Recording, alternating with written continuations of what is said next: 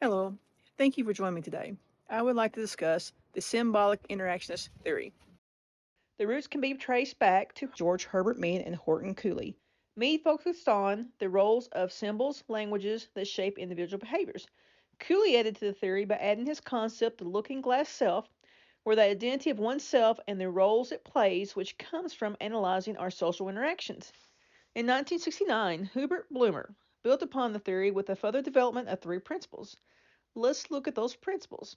The first is symbolic meaning.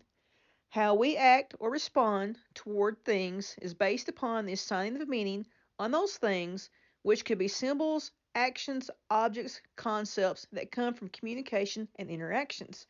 An example of this would be two friends are walking through a botanical garden.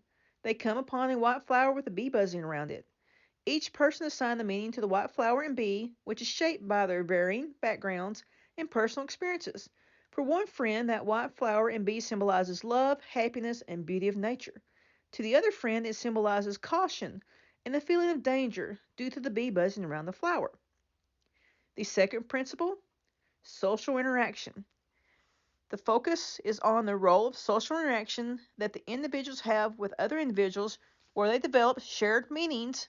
This principle focuses on the importance of forms of interaction such as gestures and one-on-one communication. For example, when I attend my weekly horsemanship class, where the activities of social interaction occurs between not just my horse and myself, but with other riders as well.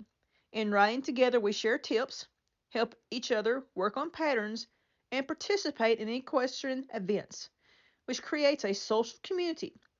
These interactions involve communication with both humans and horses, shaping the shared experience of horse riding. The third principle, self and identity, is where we focus on one's identity of him or herself through social interaction, which continually evolves through interactions and communications of other individuals. This is where the looking glass self comes into play. It's how we see ourselves based on how others perceive us to be. For example, let's look at surfing. Someone who enjoys surfing and goes regularly to the beach to surf, over time develops a strong connection to surfing. This action of riding the waves, mastering the techniques, and being a part of surfing community, which is important to their self-identity or who they are, they see themselves as a surfer and embody that lifestyle, skills, and values associated with that culture. This says how the person sees themselves and how they perceive others to see them.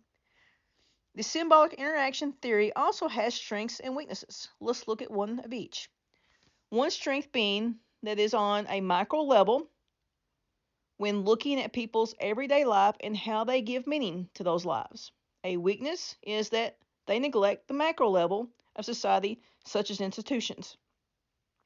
In conclusion, the symbolic interactions theory looks at how individuals create meaning in their daily lives with interactions through symbols and language, shaping their self identity and behavior in social surroundings.